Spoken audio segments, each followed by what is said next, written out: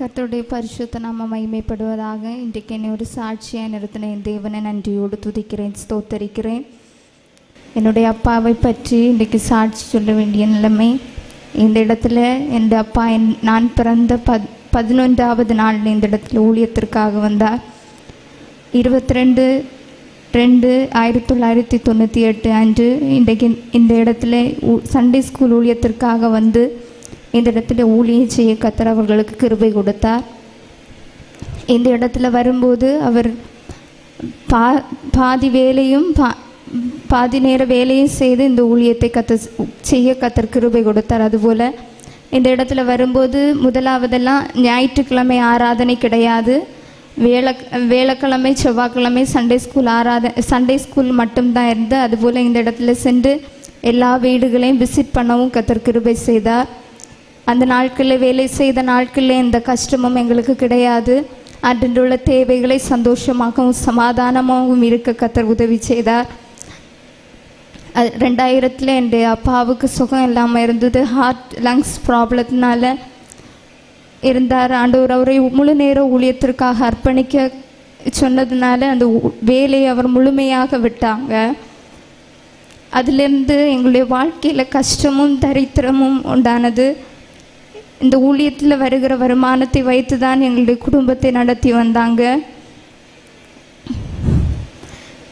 இந்த இடத்துல வரும்போது அப்போதெல்லாம் ₹1 காணிக்க, 50 பைசா காணிக்க. இன்றைக்கும் அந்த காணிக்கைகளை எழுதி வைத்திருக்கிற புத்தகம் எங்களிடத்தில் இருக்கிறது.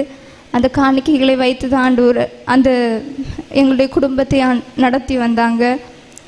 எங்கள் அப்பா இந்த இடத்துல வந்து இந்த ஊழியத்தை செய்த நாட்களில் பல பிரச்சனைகள், போராட்டங்கள் இந்த இடத்துல இருந்தது.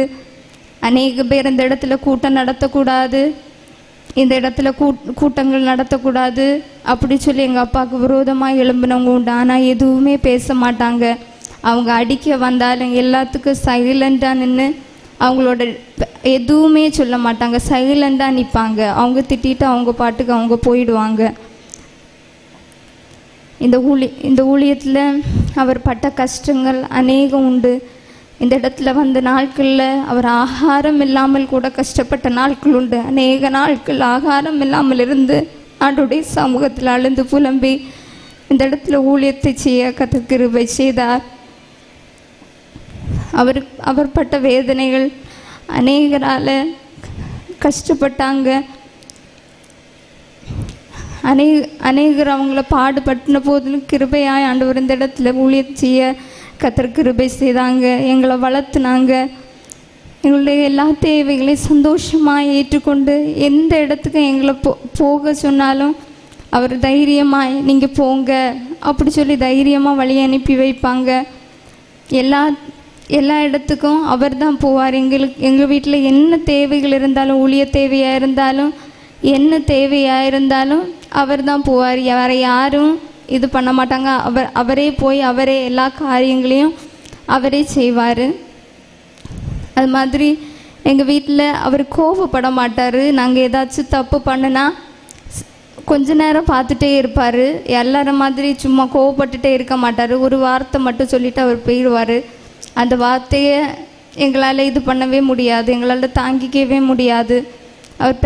அவர் திட்டுறது அடிக்கிறதெல்லாம் கூடுதலாக இருக்காது. அவர் எங்கள்கிட்ட சைலண்டாக ஒரு வார்த்தை மட்டும் சொல்லிட்டு போயிடுவார். நாங்கள் ஏதாவது சவுண்டு போட்டால் கூட அவர் பேசாமல் போயிடுவார். அது மாதிரி அவர் இந்த இடத்துல வந்து அது மாதிரி நாங்கள் வாடகை வீட்டில் தான் முதல்ல இருந்து அந்த ஹால், அந்த வாடகை செட்டியாருடைய வீட்டில் வாடகை வீட்டில் இருந்த நேரத்தில் அந்த ஃபஸ்ட்டு நாங்கள் அதில் தான் கூட்டத்தை ஆரம்பித்தோம். அதில் முதல் வந்தது ஒரு பாட்டி மட்டும்தான், அவரோட முதல் விசுவாசி. அதுக்கப்புறம் தான் நாங்கள் அந்த வெளியே வந்து ஷெட்டு போட்டு அந்த அவங்க உரிமையாளர்கிட்ட வந்து ஓனர்கிட்ட வந்து பெர்மிஷன் கேட்டு அந்த இடத்துல ஷெட்டு போட்டு அந்த இடத்துல ஆண்டவரை ஆராதித்தோம். அப்போது அந்த ஷெட்டில் மழை பெஞ்சா ரொம்ப கஷ்டம்னா அந்த இடத்துல தண்ணி ஊறும், தண்ணியாக நிற்கும். சில நேரங்களில் அந்த இடத்துல மழை நேரங்களில் அந்த இடத்துல இருந்து ஆராதிக்க முடியாது. அப்படியெல்லாம் கஷ்டப்பட்டு இந்த இடத்த வாங்கிறதுக்கு அவங்களுக்கு உதவி செஞ்சாங்க. இந்த இடத்துல இந்த இடத்த வாங்குறதுக்கு எந்த காசும் இல்லாத இருந்த போது அவர் ஜெபம் மட்டும்தான் பண்ணுவார். என்ன சொன்னாலும் ஆண்டவர் பார்த்து கொள்ளுவார். நம்ம என்ன பண்ண முடியும்? ஆண்டவர் பார்த்து கொள்வார் அப்படி தான் சொல்லுவார். எந்த இதாக இருந்தாலும் என்ன காரியங்களாக இருந்தாலும் அவர் ஃபஸ்ட்டு சொல்லுகிற வார்த்தை ஆண்டவர் உங்களை நடத்துவார், ஆண்டவர் பார்த்து கொள்வார் அப்படி தான் ஃபஸ்ட்டு சொல்லுவாங்க. அதுக்கப்புறம் தான் அவர் இருந்து ப்ரேயர் பண்ணுவார். எப்போ பார்த்தாலும் அவருடைய வாய் ஸ்தோத்திரம் ஸ்தோத்திரம்னு அவர் எப்போவுமே சொல்லிட்டு தான் இருப்பார். ஒரு நேரம் கூட அவர் இந்த சைலண்டாக இருக்கவோ அப்படி எப்போ வந்தாலும் ஸ்தோத்திரம் ஸ்தோத்திரம் அப்படின்னு அவர் வாய் சுண்ட அசைவைகளே தெரியும். அவர் ஆண்டவரை மகிமைப்படுத்திட்டு தான் இருப்பாங்க. எந்த காரியங்களாக இருந்தாலும் முதல்ல ஆண்டவர்கிட்ட சொல்லுவாங்க, ஆண்டவரே உம்முடைய கரங்களை இந்த இதை ஒப்படைக்கிறேன் அப்படி சொல்லி ஆண்டுடைய சமூகத்திலேருந்து கேட்பாங்க. அதுக்கப்புறமா நாங்கள் இந்த இடத்தை வாங்கினோம். இந்த இடத்தை வாங்கும்போது பல பிரச்சனைகள் பல போராட்டங்கள் இருந்துச்சு. ஆனாலும் கிருபையாக இந்த இடத்த வாங்கிறதுக்கு ஆண்டவர் கிருபை செய்தாங்க. இந்த இடத்துல வீடு வைக்கிறது, இந்த இடத்துல வீடு பிளான் வரைஞ்சது எல்லாமே எங்கள் அப்பா தான் எல்லாமே ஆண்டவருடைய சமூகத்தில் கேட்டு எத்தனையோ கஷ்டங்கள் பலகீனங்கள் வந்த போதிலும் அவர் தான் எல்லாத்தையுமே செஞ்சு இந்த இடத்த கட்டுறதுக்கு எல்லாமே கொஞ்சம் கொஞ்சமாக தான் நாங்கள் பண்ணணும். எல்லாத்தையும் செய்ய ஆண்டவர் உதவி செஞ்சார். அதுக்கப்புறமா எங்களுடைய ஆராதனை 2009ஆம் ஆண்டிலிருந்து கீழே வீட்டு ஹாலில் தான் நடந்துச்சு. அதில் வச்சு நாங்கள் ஆண்டவரை ஆராதித்தோம். அதுக்கப்புறமா ஒரு 7 வருஷத்துக்கு அப்புறம்தான் இந்த இடத்துல திரும்பவும் கொஞ்சம் கொஞ்சமாக கட்டி தான் இந்த இடத்துல நாங்கள் ஆண்டவரை ஆராதிக்கிறோம். அவர் பட்ட கஷ்டத்துக்கு அளவே கிடையாது. ஒவ்வொரு நாளும் ஆண்டவருடைய சமூகத்தில் அவர் எப்போவுமே சொல்லுவார், ஊழியம் ஊழியம் ஊழியம். நான் மனுஷனுக்கு வேண்டி நான் அந்த ஊழியத்தை செய்யலை. நான் யாரு மனுஷனையுமே நான் பார்க்க மாட்டேன். நான் ஆண்டவருக்கு ஊழியம் செய்கிறேன். எனக்கு யாரோட சர்டிஃபிகேட்டும் எனக்கு தேவை. நாங்கள் கூட சொல்லுவோம், ஏன்ப்பா நீங்கள் சும்மா உங்களோட உடம்பை போட்டு இது பண்ணுறீங்க, பேசாமல் இருங்கப்பான்னு சொன்னால் கூட நான் யாரை பார்க்கணும்? நான் ஆண்டவருக்கு நான் ஊழியம் செய்கிறேன். எனக்கு மனுஷங்களுடைய கணக்கு எனக்கு தேவை கிடையாது. நான் ஆண்டவருக்கு ஊழியம் செய்கிறேன். எனக்கு அதுதான் முக்கியம். ஆண்டவர் எனக்கு என்னை இந்த உலகத்தில் வச்சிருக்கிறதே, ஜீவனோட வச்சிருக்கிறதே எதுக்குன்னா நான் ஊழியம் செய்கிறது. என்னைக்கோ நான் மண்ணுக்குள்ளே போயிருக்க வேண்டியவன், ஆனால் கிருபையாக ஆண்டவர் என்னை வச்சிருக்கிறாரு அப்படி தான் சொல்லுவார். நாங்கள் திட்டுனா கூட என்றைக்குமே எங்களை அப்படி தான் சொல்லுவார். அம்மாவோ நானோ தங்கச்சியோ திட்டுனா கூட நான் யாருக்குமே ஊழியம் செய்யலை, நான் ஆண்டவருக்காக ஊழியம் செய்கிறேன் அப்படி தான். எப்போவுமே அவருடைய எண்ணமெல்லாம் ஊழியம் ஊழியம். ஆண்டவர் எப்போவுமே அவர் ஆண்டவர் எனக்கு அவர் மட்டும்தான் உண்டு, வேற யாரும் எனக்கு கிடையாது அப்படி தான் சொல்லுவாங்க. எப்போவுமே ஆண்டோட சமூகத்தில் காத்திருந்து ஜெபிக்கிற ஒரு மனுஷன். அதுபோல் வேதம் அவர் எப்போ என்ன கேட்டாலும் எங்கே இருக்குது எப்படி இருக்குது உடனே சொல்லுவார். அவருக்கு பைபிளில் என்ன கேட்டாலும் எந்த அதிகாரத்தில் இருக்குது அப்படின்னு டக்குன்னு சொல்லுவார். அவர் ஒரு வேதத்தில் அவர் அவ்வளவு ஆவல் கொண்டவர். ஒவ்வொரு நாள் அந்த மாதிரி இந்த ஆண்ட்ராய்டு ஃபோன் அவருக்கு கிடச்சப்போ பைபிள் ஏற்றணும், எனக்கு பைபிள் ஆப் ஏற்றி தாங்க அப்படி சொல்லி கேட்டு ஆடியோ அவர் காலமாக 4:30 மணிக்கெல்லாம் எழும்பிடுவார். அதில் ப்ரஷ் பண்ண போகிறதுலேருந்து காலமாக 8 மணி வரைக்கும் ஆடியோ பைபிள் ஓடிட்டே தான் இருக்கும். அது எப்போ பார்த்தாலும் ஓடிட்டே இருக்கும். அவர் என்ன சொல்லுவார், வேதம் தான் என்னோட மனமகிழ்ச்சி, என்னோட உணவு அதுதான் அப்படி சொல்லி எப்போவுமே சொல்லுவார். அது மாதிரி அவர் ஒரு கொடுக்குற மனிதன், ஆண்டோருக்காக கொடுக்குற ஒரு மனுஷன். இந்த இடத்துல காணிக்கைகள் வரும்போது அதை எடுத்து பார்த்து அதில் புதிய நோட்டுகளை தனியாக எடுத்து வைப்பார். எடுத்து வச்சு தான் அதை காணிக்கை கொடுப்பார். ஏன்னா நாங்கள் ஏதாவது கேட்டால் அவர் என்ன சொல்லுவார்னா, நீ ஆண்டவருக்கு நாசானதையும் இதையும் நீ கொடுக்கும்போது ஆண்டவர் உனக்கு நாசானது தந்தா நீ சந்தோஷமாக அதை ஏற்றுப்பியா? அது மாதிரி தான் ஆண்டவரும், நீ கொடுக்குறத உண்மையும் உத்தவமாய் கொடு, ஆண்டவர் அதுக்கேற்ற பிரதிபலனை ஆண்டவர் உனக்கு தருவார் அப்படி சொல்லுவார். இந்த இடத்துல நட்டிருக்கிற இந்த இடத்துல நட்டிருக்கிற ஒவ்வொரு மரங்களும் அவர் நட்டது. எல்லாத்தையுமே அவர் தான் செய்வார். எல்லாத்துலேயும் முதல் கனி வருகிறதா அவர் ஆண்டவருக்கு கொடுப்பாரு. முதல் தடவை எங்களோட பின்னாடி ஒரு மாமரத்தில் ஒரே ஒரு மாம்பழம் தான் காய்ச்சுது. அப்போது நான் பெங்களூரில் படிச்சுட்டு இருந்தேன். அப்போது எங்கள்கிட்ட சொன்னார், நான் அந்த மாங்காய் பழத்தை யாருக்குமே தரமாட்டேன், யாரும் எங்கள்கிட்ட கேட்கக்கூடாது அப்படின்னு சொன்னார். அப்போ நாங்களும் அதை கேட்கல. அப்போ நான் தான் கேட்டேன், அப்பா நான் பெங்களூர்லேருந்து வந்திருக்கேன், அப்பா எனக்கு தாங்க அப்படின்னு நான் கேட்டேன். அப்போ எங்கள் அப்பா என்ன சொன்னான்னா, நான் தரமாட்டேன். அது பழுக்கிறதுக்குள்ளே இதாகிட்டு. அப்போ அதை ஃப்ரிட்ஜில் வச்சு அவருக்கு கொண்டு கொடுக்க முடியல. அதை ஃப்ரிட்ஜில் வச்சுட்டு 2 நாள் கழித்து அதை கொண்டு அவரோட ஆவிக்குரிய தகப்பனுக்கு கொண்டு காணிக்கையை கொடுத்தாங்க. முதல் இந்த இடத்துல என்ன காய்ச்சாலும் முதல் அவர் ஆண்டவருக்கு தான் கொடுப்பார். அவர் சொல்லுவார், கொடு, அப்பொழுது உனக்கு கொடுக்கப்படும். நீ கொடுத்தாதான் ஆண்டவர் உன்னை கனப்படுத்துவார். ஆண்டவர் உனக்கேற்ற பங்கை உனக்கு அவர் தருவாங்க அப்படின்னு தான் சொல்லுவாங்க. இந்த எல்லாரும் இந்த வீட்டில் ஃபஸ்ட்டு அப்படி அது மாதிரி தேங்காய் எங்களுக்கு ஃபஸ்ட்டு காய்ச்சப்போ அந்த தேங்காயை தொளிச்சு கூட அவர் கொண்டு போகலை. அந்த தேங்காயை மட்டும் கொண்டு போகலை, அந்த தொண்டோடு தான் கொண்டு போய் கொடுத்தாரு. அது நம்ம கொடுக்குறத உண்மையாக உத்தவமாய் கொடுக்கணும் அப்படின்னு சொல்லி அவர் சொல்லுவார். நம்ம அதுக்கேற்ற பிரதிபலனை அவர் அது அனுபவிச்சார். இந்த இடத்துல உள்ள எல்லா மரங்களுடைய கனிகளையும் நிறைவாக அவர் இது பண்ணார். அது மாதிரி இந்த ஊழியத்தில் வருகிற எல்லாரையும் அவர் கவனிப்பாங்க. யார் என்ன சொன்னாலும் அவங்களுக்கு வேண்டி ஜெபம் பண்ணுவாங்க. இந்த இடத்துல அந்த ஆரடி, இந்த மருத தென்னாட்டு விழா எல்லா வீடுகளுக்குமே அவர் ஜெபம் பண்ண போவாங்க. ஒரு வீடு, ஹிந்து வீடு, எந்த மதம் ஜாதி எந்த இதுவுமே பார்க்க மாட்டாங்க. எல்லா வீடுகளுக்குமே அவர் ஜெபம் பண்ண போவார்.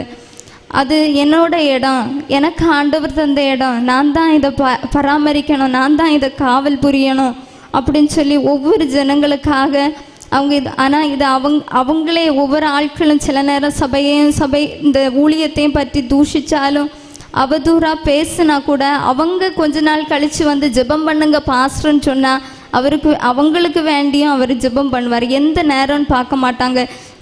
சிலவங்க எல்லாம் நைட்டு 12 மணி 2 மணி அவர் அப்போ தான் போய் படுக்கவே செய்வார். அப்போ கூப்பிடுவாங்க. ஆனால் கூட அவர் அந்த நேரத்தில் ஃபோன் அட்டன் பண்ணி பேசி அவங்களுக்காக ஜெபம் பண்ணுவார். நிறைய பேருக்கு அவர் ஆறுதலாக இருந்திருக்கிறாரு.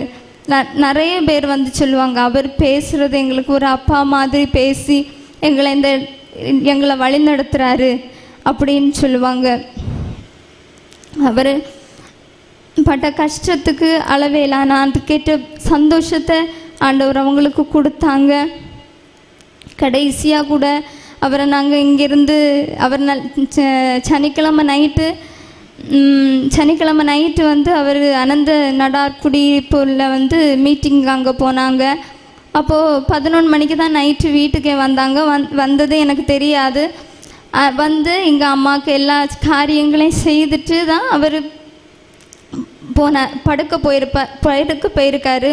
12 மணி போல் என்னோடய பிள்ளை தான் உடனே எடுத்துட்டு அவர் நான் சொன்னேன், அப்பா நீங்கள் போய் படுங்க, நாங்கள் இனி படுக்கிறோம் அப்படி சொல்லி படுத்தாங்க. அடுத்து ஒரு 2 மணிக்கு போல் என்னை பையன் எழுப்பி, மக்களே எனக்கு ரொம்ப முடியலை, என்னை நீ ஆசாரிப்பெல்லாம் ஹாஸ்பிட்டலுக்கு கூட்டிகிட்டு போ, எனக்கு ரொம்ப முடியலை அப்படி சொன்னார். அம்மாவை இப்போ சவுண்டு போட்டு எழுப்பாத, அம்மா இப்போ தான் படுத்து தூங்குறா, நீ அவளை எழுப்பாத அப்படி சொன்னார். ஆனால் அவர் இருமி பிளட்டாக துப்பிகிட்டே இருக்கார். ரூமுக்குள்ளே துப்புறாரு. ஆனால் அவரால் முடியலை, ரூமுக்குள்ளே துப்பிகிட்டே இருக்கார். அப்போ சரின்னு சொல்லி நாங்கள் ஜோசப் ஹாஸ்பிட்டலுக்கு போனோம். அங்கே டாக்டர்லேன்னு திரும்ப விட்டுட்டாங்க.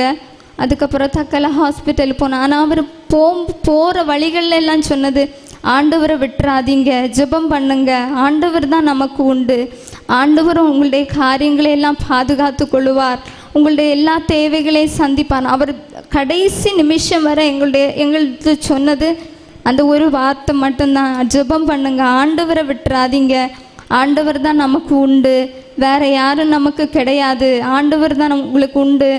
எங்களுக்கு அவர் ஆறுதல் வார்த்தை சொன்னாரே தவிர அவருக்கு இது அவர் பார்க்கவே இல்லை. அடுத்து அங்கேருந்து ஒரு இன்ஜெக்ஷன் போட்டுட்டு சொன்னாங்க, நீங்கள் இங்கே வச்சிருக்க வேண்டாம், நீங்கள் இனி ஆம்புலன்ஸில் வந்து ஆசாரிப்பள்ளம் ஹாஸ்பிட்டலுக்கு கூட்டிகிட்டு போங்க அப்படின்னு.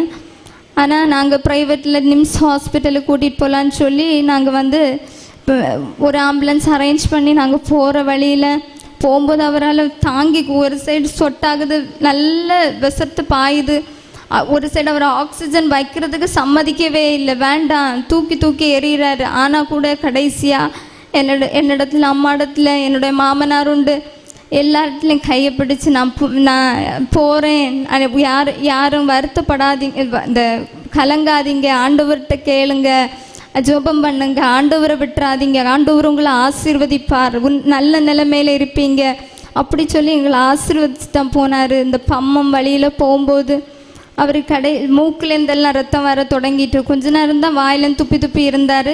அதுக்கப்புறம் மூக்குலேருந்து கும்முகுமாக ரத்தம் வர ஆரம்பிச்சிட்டு பம்மத்துக்கிட்ட போகும்போது அவர் நான் ஆண்டவர்கிட்ட போகிறேன் மோனே அப்படின்னு என்னை இப்படி பிடிச்சி சொல்லிட்டு அவர் அப்படியே படுத்துட்டார். அட்லீஸ்டர் ஹாஸ்பிட்டலுக்கு கொண்டு போனோம், அங்கங்கே உள்ளே எடுக்கலை, எல்லாம் இதாயிட்டு அப்படி சொல்லிட்டாங்க. இன்றைக்கி அவர் மகிமைக்குள் பிரவேசித்திருக்கிறார். ஆண்டவர் எங்களுடைய குடும்பத்திற்கு ஆறுதலையும் தேர்தலையும் கத்தர் கட்டளையிடணும். அவர் விட்டு சென்ற ஊழியத்தை நாங்கள் குடும்பமாக இந்த இடத்துல ஊழியம் செய்ய கத்தர் எங்களையும் அம்மாவையும் எல்லாரையும் தங்கச்சி எல்லாரையும் கத்தர் பலப்படுத்தணும். அவருக்கு தங்கச்சிக்கு ஒரு நல்ல வேதனை உண்டு, அவளுடைய திருமண காரியத்துக்காக அவள் வந்தால் உடனே கல்யாணம் எடுக்கணும். என்ன செய்வோம், ஒரு சைடு பண நெருக்கடிகள், ஒரு சைடு என்ன செய்வோன்னு என்ன வேதனை அவருக்கு உண்டு. என்ன செய்வோன்னு ஒவ்வொரு நாளும் சொல்லுவார், அவளை இனி வந்தால் வச்சிருக்க வேண்டாம், உடனே அவளுக்கு கல்யாணம் எடுக்கணும் அப்படின்னு தான் அவர் சொல்லுவார். நான் என்னோட பிள்ளைகளுடைய சந்தோஷங்களை காணுவேன், தலைமுறையை காணுவேன், ஒவ்வொரு நாளும் அவர் அறிக்கை பண்ணுவார். ஆனால் இன்றைக்கி அவர் இல்லை. ஆண்டவர் எங்களை தேற்றணும், அதற்காக எல்லாரும் எங்களுக்காக ஜெபித்து கொள்ளுங்கள். ஆமென்.